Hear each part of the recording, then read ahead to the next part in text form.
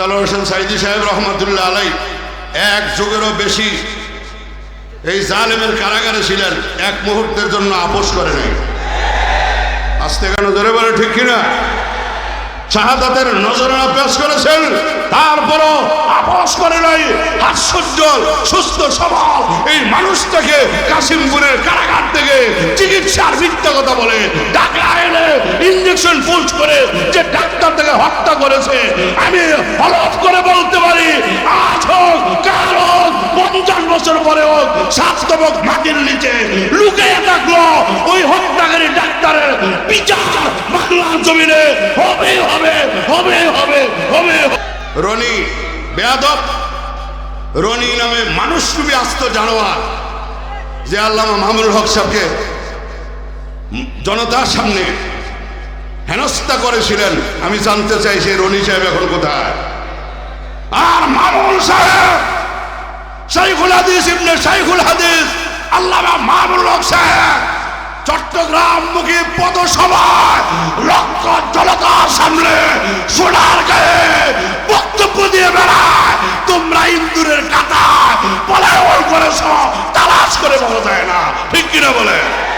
দরবেশা ছিল সালমান এফ রহমান,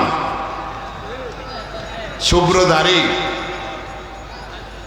নুরানি চেহারা, কয় আমি কোরআনটা ফলো করি আর সহি হাদিসটা মানি। কয় কোরআনটার মধ্যেও ভেজাল আছে। আমি গতকালকে বরগুনা টাউন হল ময়দানে বলেছি, আজকেও ডিআইটি মাঠে বলে গেলাম, সালমানের প্রমাণ সাহেব আল্লাহর কালামে ভেজাল নাই, আল্লাহর কোরআনে ভুল নাই, তোমার ঈমানের মধ্যে ভুল, তোমার ধারণায় ভুল, তোমার আকীদায় ভুল, যার কারণে জেল থেকে বাঁচার জন্য তুমি রাসূলের সুন্নাত কামিয়ে ফেলেছো। আল্লাযীনা আমানু সাল্লু আলাইহি ওয়া সাল্লিমু তাসলিমা। সকলে মহব্বতে দুরূদ শরীফ পড়ি। আল্লাহুম্মা সাল্লি আলা মুহাম্মাদিন ওয়া আলা আলি মুহাম্মাদ কামা সাল্লাইতা আলা ইব্রাহিম ওয়া আলা আলি ইব্রাহিম ইন্নাকা হামিদুম মাজিদ। আল্লাহুম্মা বারিক আলা মুহাম্মাদ ওয়া আলা আলি মুহাম্মাদ কামা বারাকতা আলা ইব্রাহিম ওয়া আলা আলি ইব্রাহিম ইন্নাকা হামিদুম মাজিদ। বালাগাল উলা বিকামালিহি কাশাফাদ দুজা বিজামালিহি হাসানাত জামিউ খিসালিহি সাল্লু আলাইহি ওয়া আলিহি লা ইলাহা ইল্লাল্লাহ লা ইলাহা লা ইলাহা ইল্লাল্লাহ লা ইলাহা ইল্লাল্লাহ লা ইলাহা ইল্লাল্লাহ লা ইলাহা জোরে লা ইলাহা ইল্লাল্লাহ লা ইলাহা লা ইলাহা ইল্লাল্লাহ লা ইলাহা ইল্লাল্লাহ লা ইলাহা ইল্লাল্লাহ লা ইলাহা ইল্লাল্লাহ লা ইলাহা ইল্লাল্লাহ লা ইলাহা ইল্লাল্লাহ মুহাম্মাদুর রাসূলুল্লাহ সাল্লাল্লাহু আলাইহি ওয়াসাল্লাম। আজকের মাহফিলের অত্যন্ত শ্রদ্ধাভাজন সভাপতি, আমন্ত্রিত সম্মানিত হযরত উলামায়ে কেরাম, আজকের মাহফিলের সম্মানিত প্রধান বক্তা খতিবুল উম্মাহ আলহাজ হযরত মাওলানা হাফিজুর রহমান সিদ্দিকী কুয়াকাটা, উপস্থিত হযরত উলামায়ে কেরাম, আমার সামনে বসা আল্লাহ পাকের বান্দা হুজুর পাক সাল্লাল্লাহু আলাইহি ওয়াসাল্লামের উম্মতগণ, পর্দার অন্তরালে অবস্থানরত আমার সম্মানিত মা ও বোনেরা, মহান আল্লাহ সুবহানাহু ওয়া তাআলার দরবারে লাখ কোটি শুকরিয়া, যিনি আমাকে আপনাকে অত্যন্ত দয়া করে মায়া করে আজকের এই রহমতি বরকতি জান্নাতি ময়দানে ওয়ারাসাতুল আম্বিয়াদের মজলিসে আসার বসার তৌফিক দান করেছেন। অনেকে আসতেছে, আসবে, শুকরিয়া দান জোরে সোরে উচ্চ কণ্ঠে মুসলমানের আওয়াজে একবার বলি আলহামদুলিল্লাহ। রব্বানা লাকাল হামদ হামদান কাসীরান তয়্যিবান মুবারাকান ফীহি লাকাল হামদু কামা ইয়ানবাগী লিজালালি ওয়াজহিকা ওয়া আযীমি সুলতানিক। আমরা আল্লাহ পাকের শুকর গুজার হলাম, শুকরিয়া আদায় করলাম কার? এতে আল্লাহ খুশি না বেজার? আমার আপনার লাভ না ক্ষতি, গুনাহ নাকি সওয়াব? আপনারা যারা বললেন আর যারা বললেন না, এদের মধ্যে আকাশ আর জমিন তফাৎ, কথা ঠিক কিনা বলেন? অনেকে বলে নাই রব্বানা লাকাল হামদ, এটাও বলে নাই। কারণ কপাল পোড়া, নসিব খারাপ, রিক্সাওয়ালা গান গায়, তালে তালে দোকানদারও গান গায়, কিন্তু জাকিরিনের জিকিরের আওয়াজই না জিকির করবে এমন মুসলমান পাওয়া খুব দুষ্কর, ঠিক কিনা বলে? কারণ মনে করে এটা তো পীরের মুরিদরা জিকির করব, কি কথা বলেন না কেন? জিকির তো পীরের মুরিদ না। আল্লাহ পাক বলছে ইমানদারেরা জিকির করো, না পীরের মুরিদরা জিকির করে? কথা বলছে। জিকিরে মজা আসে না নাই? যদি আছে বলে মনে হয় প্রস্তুতি নেন। 27, 28, 29 নভেম্বর ঐতিহাসিক চরমনের অগ্রহণের মাহফিল, গেলেই বুঝবেন জিকিরি কি মজা, কথা ঠিক কিনা বলে? আমি গতকাল ঘুরে আসছি, আমিরুল মুজাহিদিন হযরত পিসা হুজুর চরমনাই দামাত বারাকাতুম হুজুরের সাথে বরগুনা টাউন হল মাঠে মুজাহিদ সম্মেলন এবং মাহফিল ছিল। আমি এত লোক দেখি নাই যা গতকাল দেখছি, বলেন আলহামদুলিল্লাহ। ইসলামের বিজয় মনে হয় একেবারে সন্নিকটে ইনশাআল্লাহ, ঠিক কিনা বলেন? আর দ্বিতীয় স্বাধীনতার যে ইতিহাস, এটার পিছনে ওলামায়ে কেরামের অবদান বেশি। অস্বীকার করবেন? হ্যাঁ, অস্বীকার করা যাবে? যাবে না।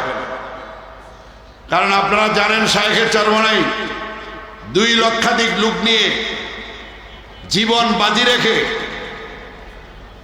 কারফিউ ভঙ্গ করে যদি গণভবনে না চাইতেন, মনে হয় স্বাধীনতা এত তাড়াতাড়ি আমরা পাইতাম না, কথা ঠিক কিনা বলেন? সুতরাং রাজনৈতিক দল হিসেবে প্রকাশ্যে ছাত্র জনতাকে যদি সাপোর্ট দিয়ে থাকে, সেটা হলো চরমনাইর বিশ্বাস ইসলামী আন্দোলন বাংলাদেশ, ঠিক কিনা বলে? অস্বীকার করা যাবে না। যাবে নাকি? যাবে না। সুতরাং আশা করা যায় আগামী দিনে ইসলামের বিজয় হবে, কোনো সন্দেহ নেই।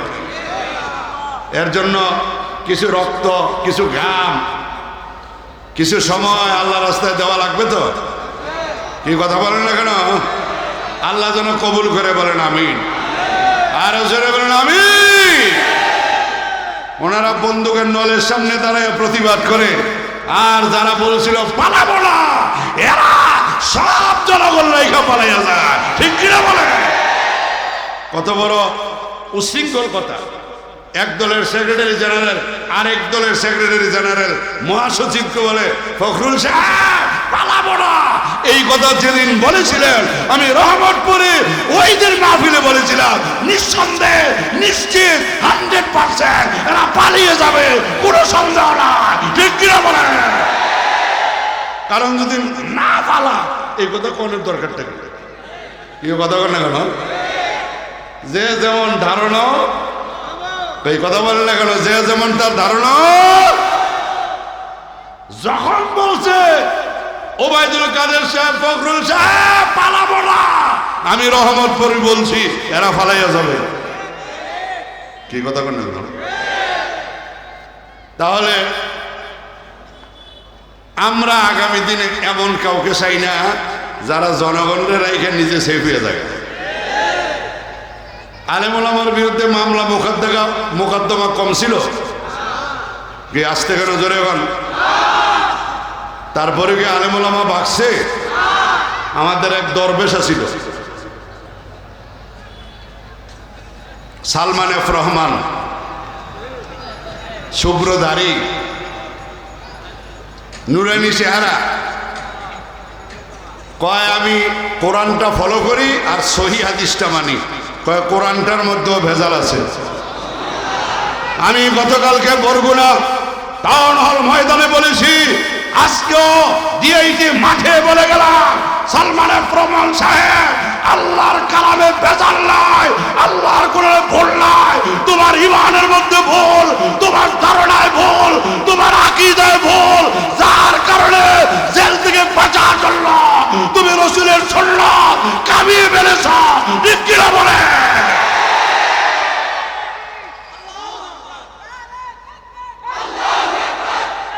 কত বড় ইসলাম বিদ্বেষী বলে কোরআনটার নাকি ভেজাল আছে।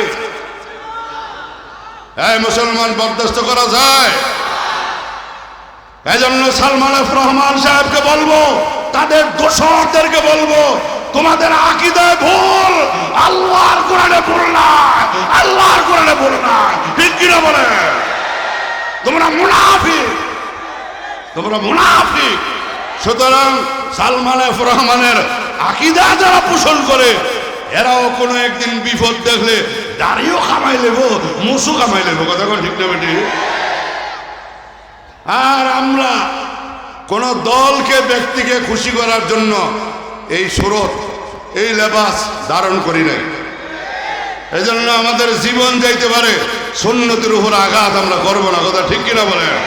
কারা কারা আছে? আল্লাহু আকবার, নারে তাকবীর, নারে তাকবীর, আলহামদুলিল্লাহ। হাত নামান। ইমান এত সস্তা জিনিস না। আল্লামা দেলোয়ার হোসেন সাইদি সাহেব রহমতুল্লাহ আলাই এক যুগেরও বেশি এই জালেমের কারাগারে ছিলেন, এক মুহূর্তের জন্য আপোষ করে নাই। আসতে কেন জোরে বলে, ঠিক কিনা? শাহাদাতের নজরানা পেশ করেছেন, তারপরও আপোষ করে নাই।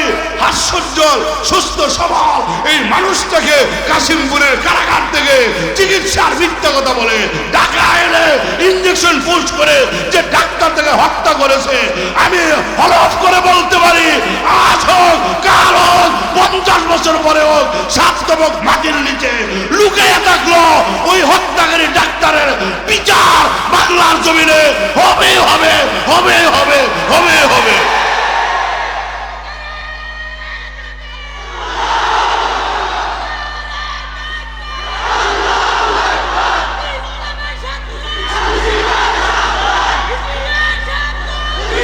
প্রিয় ভাইরা আমার, শাইখুল হাদিস ইবনে শাইখুল হাদিস আল্লামা মামুনুল হক সাহেব নিজের বৈধ স্ত্রীকে নিয়ে রিসোর্টে গিয়েছিলেন। এই জালেমেরা ওলামায়ে কেরামের কণ্ঠকে স্তব্ধ করে দেওয়ার জন্য, ওলামায়ে কেরামকে মানুষের কাছে হেয় করার জন্য মিথ্যা নাটক সাজিয়ে, মিথ্যা মামলা দিয়ে 3টি বছর পর্যন্ত আল্লামা মাহবুবুল হক সাহেবকে অন্ধকার কারা বুঝতে বন্দি করে রাখা হয়েছিল। আজকে সেই মাহবুবুল হক সোনার গায়ের বুকে দাঁড়িয়ে বুক উঁচু করে শিরা কান দিয়ে লক্ষ জনতার সামনে বক্তব্য দেয়।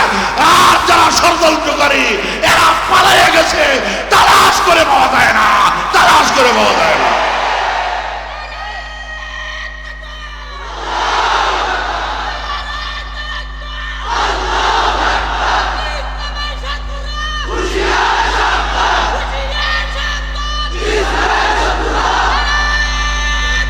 প্রিয় ভাইয়েরা আমার, এই জন্য আলেম ওলামার সাথে থাকা দরকার আছে না নাই? রনি বেয়াদব, রনি নামে মানুষরূপী আস্ত জানোয়ার যে আল্লামা মামুনুল হক সাহেবকে জনতার সামনে হেনস্থা করেছিলেন, আমি জানতে চাই সেই রনি সাহেব এখন কোথায়? আর মামুন সাহেব, শাইখুল হাদিস ইবনে শাইখুল হাদিস আল্লামা মামুনুল হক সাহেব চট্টগ্রাম মুখী পদসভায় লক্ষ জনতার সামনে সোনার গায়ে বক্তব্য দিয়ে বেড়ায়, তোমরা ইন্দুরের কাঁটায় পলায়ন করেছ, তালাশ করে পাওয়া যায় না, ঠিক কিনা বলে? আছে নাকি এরা? এই জোরে বলেন আছে? সাধারণ ভোটার, আওয়ামী লীগ, যুবলীগ, ছাত্রলীগ, শ্রমিক লীগ, কৃষক লীগ, যারা সাধারণ ভোটার এরা তো ঠিকই আছে, নেতারা নেই। কারণ সাধারণ ভোটার সমর্থকদেরকে ধোঁকা দিয়ে এরা দেশের 12টা বাজিয়ে আজকে আত্মগোপনে চলে গেছে। আমি নারায়ণগঞ্জ ফতুল্লাবাসী এই বিশাল জনতাকে বলে গেলাম, আপনার নেতা পালালো, আল্লাহর আদালতে আপনি বাঁচতে পারবেন না। মাইয়াসবা শাফাআতান হাসানাতান ইয়াকুল লাহু কিফলুম মিনহা, কোরআনুল কারীমের আয়াতে আল্লাহ পাক বলেন, যে কোনো ভালো কাজের সাপোর্ট করে, ভালোকে সমর্থন করে, ভালো মানুষকে ভোট দেয়, এই ভালো মানুষ, এই মানুষটা নির্বাচিত হয়ে হতে পারে সে মেম্বার, হতে পারে কাউন্সিলর, হতে পারে হাই স্কুল কলেজ আলিয়া মাদ্রাসার সভাপতি, হতে পারে পার্লামেন্টের মেম্বার, হতে পারে মিনিস্টার, হতে পারে রাষ্ট্রপতি, হতে পারে প্রধানমন্ত্রী, যাই হয় না কেন, এই ব্যক্তির দ্বারা যত ভালো কাজ হবে, আপনি সুপারিশ, আপনি সমর্থন, আপনি ভোট দিয়েছেন, আল্লাহর কসম আপনার আমলনামায় তার সকল ভালো কাজের একটা অংশ পেয়ে যাবেন। আস্তে কেন জোরে বলে ঠিক না ঠিক? কিন্তু যারা খারাপ মানুষকে ভোট দিলেন, সমর্থন দিলেন, দৈনিক 70-80 রাকাত 100 রাকাত নফল নামাজ আদায় করলো, এই কথা বলেন না কেন? এত বড় ওলি আল্লাহর এলাকা আমি সফর করি নাই, আজকে যেই জায়গায় সফর করি ডেলি 80 রাকাত 90 রাকাত নফল নামাজ পড়ে না, কথা কন না কেন? কোথায় আছে সেটা আমার জানার দরকার নাই, কিন্তু তাহাজ্জুদ গুজার বলেন আমি তাহাজ্জুদ করি, আল্লাহওয়ালা বলেন আমি আল্লাহওয়ালা, আসলে নিজের অবৈধ খারাপ চরিত্র গোপন রাখার জন্য ভালোর মুখোশ ধরে ওই মুখোশধারীরা এখন কোথায় গেল নারায়ণগঞ্জবাসী জানতে চায়, ঠিক কিনা বলে? আশিরে বলে বলে ঘুমাইছে কোন সময় আল্লাহ জানে। আল্লাহ পাক হেদায়েত দান করেন। আরো জোরে বলেন আমি। অসুবিধা হইতেছে, কষ্ট হয়? আপনারা যারা এই ময়দানে বসা আছেন, এই এলাকার শিল্পপতি কেউ আছেন থাকলে হাত জাগান, যে হুজুর আমি শিল্পপতি মাঠে ওয়াজ শুনতে পড়ছি। আপনারা নাই বলার দরকার নেই, থাকলে হাত উঠাইবে। 2, 4, 5টা 7টা 10টা বাড়ি আছে, এমন কে আছেন হাত জাগান। বিশাল বড় একটা টাওয়ার নারায়ণগঞ্জ শহরে আছে, এমন কে আছেন হাত জাগান। বিশাল বড় পদের মালিক, সরকারি কর্মকর্তা, উচ্চ পদস্থ কে আছেন হাত জাগান। নাই? তাহলে বোঝা গেল আমরা সাধারণ মানুষ এই ময়দানে বসা, ঠিক কিনা বলেন? আল্লাহর রাসূল বলেন, আল্লাহর হাবিব সাল্লাল্লাহু আলাইহি ওয়াসাল্লাম জান্নাতের পাশ দিয়ে যাইতেছেন, আত-তালাতু ফিল জান্নাহ, নবীজি জান্নাতের মধ্যে উকি দিলেন। উকি দেওয়া বুঝেননি? হ্যাঁ মুসলমান, একটু আওয়াজ দিয়ে বলেন উকি দেওয়া বুঝেন? আঙ্গুলের উপরে বের করিয়া কেল্লা আলগি দিয়া কারো বাড়ির দিকে, ঘরের দিকে, বাউন্ডারির দিকে তাকানো। আল্লাহর হাবিব বলেন, আত-তালাতু ফিল জান্নাহ, আমি জান্নাতের মধ্যে উকি দিলাম। আল্লাহর হাবিব বলে জান্নাতের মধ্যে কি অবস্থা দেখার জন্য উকি দিলাম। নজর করে তাকাইয়া দেখি ফারাইতা আকসারা আহলিহাল ফুকারা, জান্নাতের মধ্যে অধিক সংখ্যক মানুষ গরিব মানুষ। জোরে বলেন সুবহানাল্লাহ, আরো জোরে বলেন সুবহানাল্লাহ। আমার কথা আল্লাহর নবী বলেন ফারাইতা আকসারা আহলিহাল ফুকারা, জান্নাতের মধ্যে নজর করে তাকাইয়া দেখলাম গরিব মানুষের সংখ্যা বেশি। আল্লাহর হাবিব বলেন হে সাহাবীরা, আমি কি জান্নাতীদের সম্পর্কে তোমাদেরকে বলবো, জান্নাতের অধিবাসী সম্পর্কে তোমাদেরকে বলবো? আল্লাহর হাবিব বলার পরে সাহাবায়ে কেরাম বলেন আল্লাহর হাবিব বলেন কুল্লু দাঈফিন মুতাদাঈফিন, জান্নাতের মধ্যে যারা আছে এরা দুর্বল থেকে অতি দুর্বল, একেবারে গরিব মানুষ বলি আল্লাহর জান্নাতে। জোরে বলুন সুবহানাল্লাহ। এ নারায়ণগঞ্জের মুসলমানেরা নজর করিয়া দেখবেন আজকের এই ময়দানে গরিব মানুষগুলি বেশি, সারবালার মাহফিলে গরিব মানুষ বেশি, সারসিনার মাহফিলে গরিব মানুষ বেশি, উজানির মাহফিলে গরিব মানুষ বেশি, নানুপুরের মাহফিলে গরিব মানুষ বেশি, বিশ্ব ইজতেমার ময়দানে তুরাগ নদীর তীরে গরিব মানুষ বেশি, হালকায় জিকিরে গরিব মানুষ বেশি, মাসিক ইজতেমার সব গুজারি গরিব মানুষ বেশি, আগামীকালকে ইসলামী মহাসম্মেলন হবে গরিব মানুষ বেশি, তারপরের দিন পূজারীর হুজুরের মাহফিল ময়দানে গরিব মানুষ বেশি, তারপরের দিন শাইখে চরমনের মাহফিল গরিব মানুষ বেশি, তারপরের দিন হয়তোবা অন্য কোনো ওয়াইজ বক্তার মাহফিল দেখবেন গরিব মানুষগুলি বেশি। মসজিদে ফজরের নামাজে যাবেন, কাতারের দিকে নজর করলে দেখবেন গরিব মানুষ বেশি, জোহরে যাবেন গরিব বেশি, আসরে যাবেন গরিব বেশি, মাগরিবে যাবেন গরিব বেশি, এশায় যাবেন গরিব মানুষ বেশি। আল্লাহর নবী বলেন ফারাইতা আকসারা আহলিল ফুকারা, উম্মত তোমরা দেখো গরিব মানুষগুলি ওয়াজের ময়দানে আমি রাসূল দেখি এরা আল্লাহর জান্নাতে। আল্লাহু আকবার। আল্লাহর নবী বলেন উম্মত তোমরা দেখো গরিব মানুষগুলি ইজতেমার ময়দানে ওয়াজ মাহফিলের ময়দানে নামাজের কাতারে, আর আমি রাসূল দেখি এরা সব আল্লাহর জান্নাতে। জোরে বলুন না সুবহানাল্লাহ। বেহেশত আযাকে আযারে নবাশদ, কাছে কারা কাছে রাবা নবাশদ, আদাতুল ইবাদিয়াস সালিহিন মা লা আইনুন রাআত ওয়ালা উযুনুন সামিআত ওয়ালা খাতার আলা কলবি বাশার।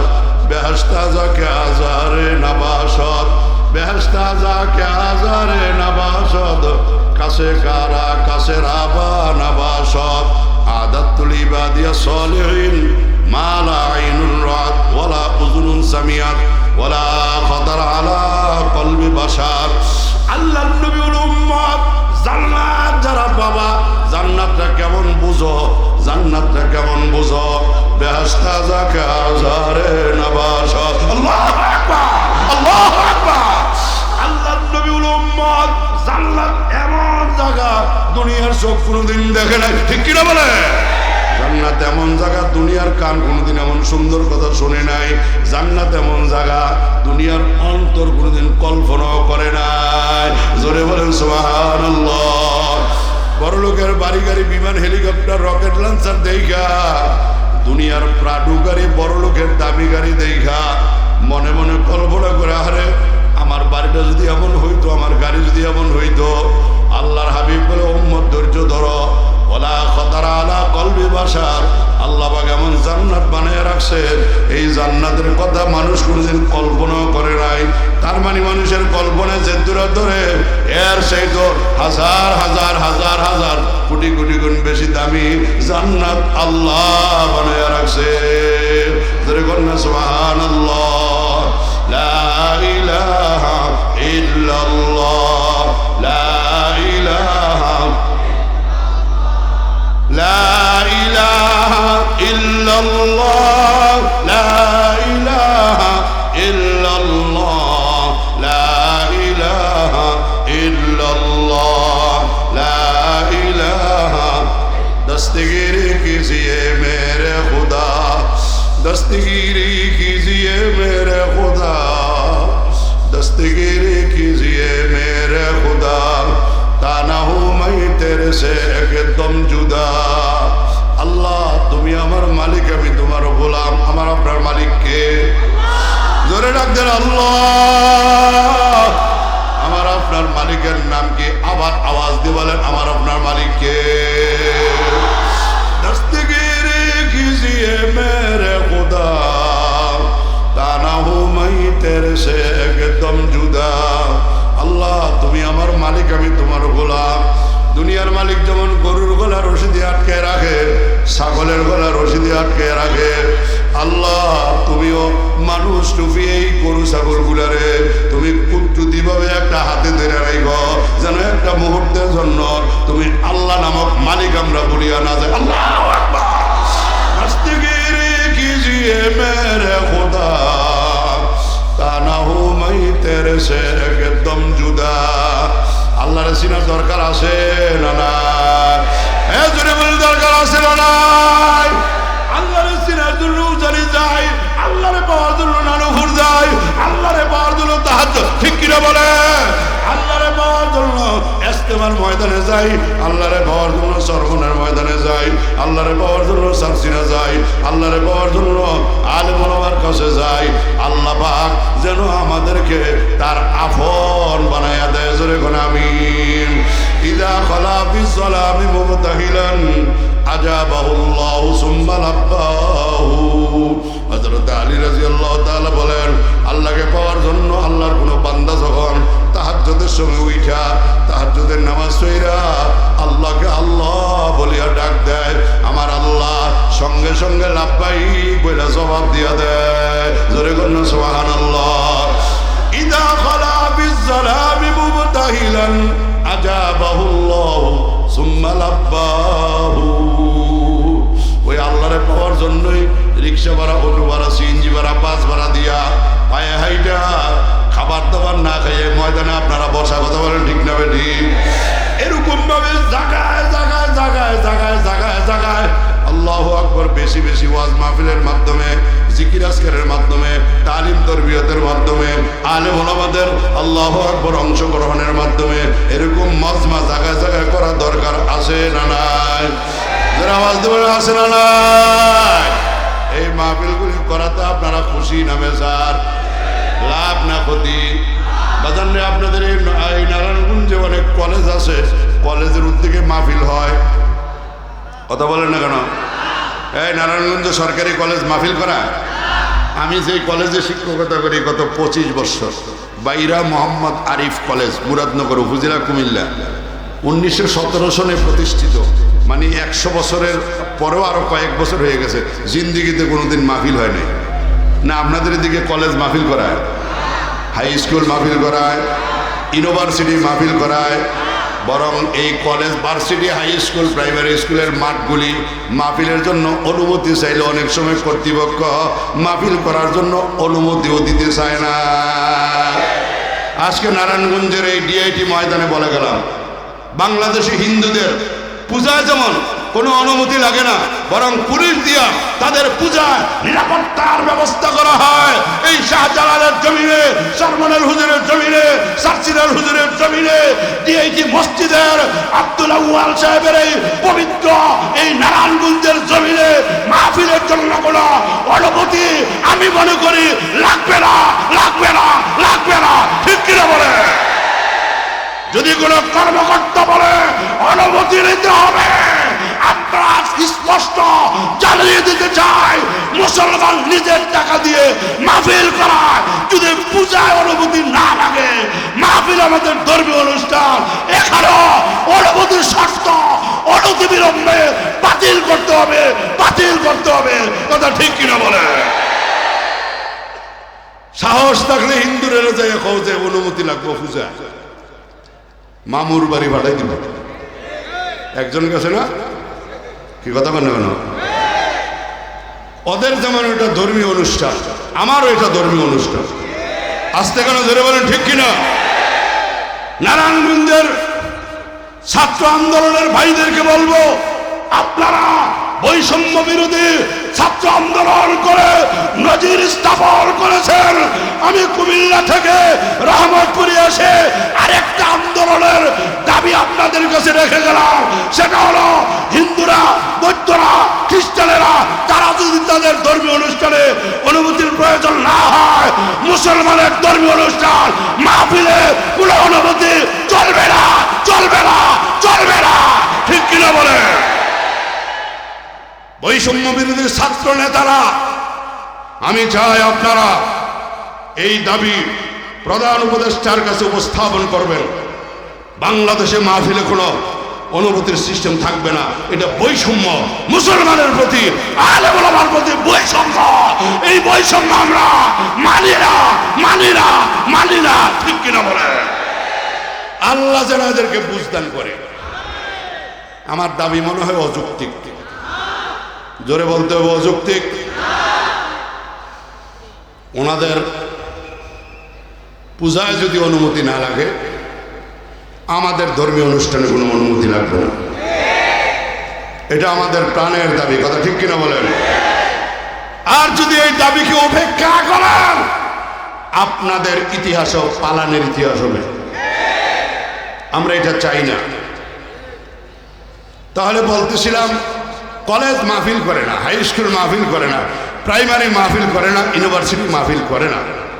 মাদ্রাসা হইলেই মানুষ মনে করে আলহামদুলিল্লাহ বৎসরে একটা মাহফিল শুনতে পারল। কি হজরত ঠিক না? তাহলে মাদ্রাসা হওয়াতে লাভ না ক্ষতি? আরো জোরে বলতে লাভ না ক্ষতি? গুনাহ নাকি সওয়াব? আজকে এই জায়গায় প্রাইভেট মাদ্রাসা দেখেন, অস্থায়ী জায়গায় মাদ্রাসা, তারপরেও মাহফিল। আপনারা খুশি না? বলে হুজুর খুশি হলো কেমনি? একটু পরে তো টাকা চাইবেন। মাহফিল শুনবেন আপনি, আর মাহফিলের টাকা হরিচরণ দিবে। মাথা লাইরে না, মুখ দিয়ে বলেন। আপনারা যারা আসছেন মাহফিল শোনার গরজ আছে তো? আমি আপনাদেরকে বলবো, যদি আপনাদের মাহফিল শোনার গরজ থাকে, মাহফিলের খরচও আপনারা দিবেন। রাজি আছেন? কারা কারা রাজি? দেখে হাত জাগিয়ে দেখান তো। এভাবে দোনো হাত উঁচু করেন। সবাই রাজি আছেন? হাত নামান। লম্বা সময় আমি কথা বলবো না, আমাকে অনেক দূর যেতে হবে। আসছি অনেক দূর থেকে, আবার আল্লাহ নিলে অনেক দূর যাব। আল্লাহ যদি সহি সালামতে নেয়। কষ্ট হইতেছে আপনাদের? যদি মাহফিল শোনার গরজ থাকে, মাহফিল শোনার খরচ আপনাদের। বলে হুজুর এত বড় বিশাল ইন্তজাম কেমনি দিব? জায়গা বিক্রি করলেও তো হবে না। 10-এর লাঠি 1-এর বোঝা। কথা বলেন ঠিক না? ঠিক। 10 জনের সহযোগিতা করলে আলহামদুলিল্লাহ একেবারে সহজ। এই ময়দানে যারা আসেন হাজার হাজার মানুষ, দাঁড়ানো ভাইদের সংখ্যা বসার চেয়ে কম হবে না। মাঠ তো অনেক বড় ছিল, প্যান্ডেল এত ছোট কেন? হ্যাঁ, তারপরে ছোট করছে না? আগামীতে পুরা মাঠ প্যান্ডেল হইলে সুন্দর হবে। কথা ঠিক কিনা বলেন? আমি তো চুনু ফুটি, আসলটা যেটা অরিজিনাল আইতেছে। এই কথা বুঝাইতে পারি না? আপনাদের নারায়ণগঞ্জে বিভিন্ন জায়গায় দেখবেন ক্যাম্পাসের ওষুধ বিক্রি করে। আমবাদ, রসবাদ, কসবাদ, 81 প্রকারের বাদ যা আছে সব 10 টাকার বড়ি খেলে বালা। হে আইয়া যন্ত্রপাতি থুইয়া ছোট একজন ক্যাম্পাসার লাগাই দেয়। হে চিল্লে বিল্লে কিছু লোক জমায়, এরপরে আসলটা আইয়া। কথা কোন ঠিক না? ঠিক। আমি এলেমও নাই, আমলও নাই, কিছু কথাবার্তা বইলে একটা পরিবেশ হয়েছে। এখন আমাদের প্রধান আল্লামা হাফিজুর রহমান সিদ্দিকী কুয়াকাটা হুজুর আসবেন। হুজুরের কাছাকাছি চলে আসছেন। তো আপনারা এই মাহফিলের খরচের জন্য কিছু ভাই 100 জন, 150 জন, 200 জন, আমি চাই 1000 টাকা করে নগদ আমি মুসাফিরের হাতে দিবেন। ছাত্র, যুবক, বৃদ্ধ, মুরব্বী, এক দিবেন 10 গুণ পাবেন, আল্লাহ পাকের ওয়াদা। কে দিবেন সর্বপ্রথম আমি জানি না। 1000 টাকা আল্লাহর হস্তে কোরআনের ময়দানে দিনের জন্য, আল্লাহর কোরআনের জন্য, কোরআনের আওয়াজ বুলন্দ করার জন্য 1000 টাকা। 1000